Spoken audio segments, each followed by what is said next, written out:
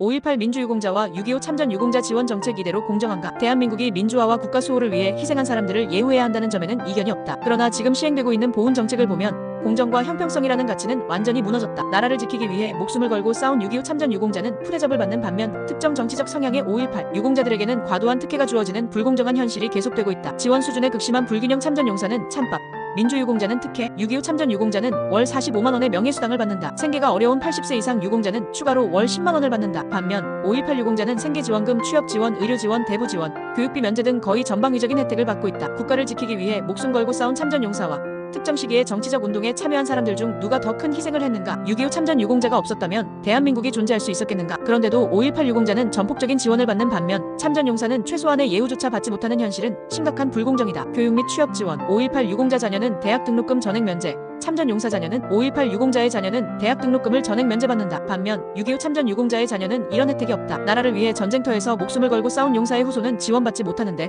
민주화운동 참가자의 자녀는 대학까지 공짜로 다닌다? 이것이 과연 공정한 보훈 정책인가?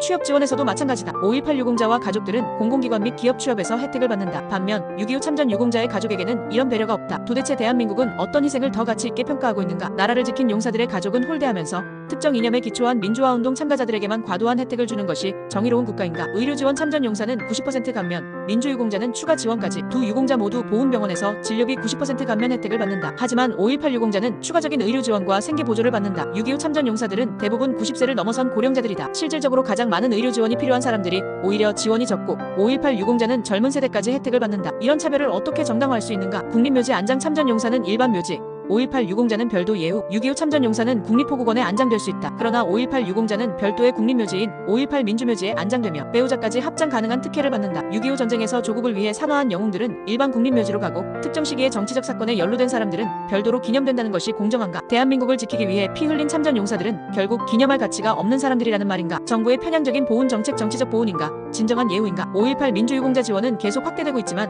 6.25 참전 유공자에 대한 지원 확대 논의는 거의 없다. 정부가 특정 이념적 배경을 가진 집단에만 특혜를 몰아주고 있는 것이 아니냐는 의혹이 제기될 수밖에 없다. 대한민국은 6.25 전쟁에서 자유민주주의를 지키기 위해 싸운 국가 유공자들에게 제대로 된 보상을 하지 않고 있다. 정치적 입맛에 따라 보훈 정책이 좌우되는 것이라면 이는 국가의 존립 자체를 부정하는 행위나 다름없다. 보훈 정책은 특정 이념이나 정치적 목적이 아니라 오직 희생과 공헌을 기준으로 해야 한다. 현재의 5.18 민주유공자와 6.25 참전 유공자 간의 지원 격차는 국가의 도리를 저버린 정책이다. 6.25 참전 유공자들이 있었기에 대한민국이 존재할 수 있었고 5.18 민주화운동도 가능했던 것이다. 그러나 현재 대한민국은 정작 나라를 지킨 영웅들은 외면하고 특정 정치적 집단에게만 과도한 혜택을 몰아주고 있다. 국가는 반드시 보훈 정책의 형평성을 바로잡아야 한다. 6.25 참전 용사에 대한 지원을 확대하고 5.18 민주유공자에 대한 과도한 특혜를 조정하여 공정한 보훈 체계를 확립해야 한다.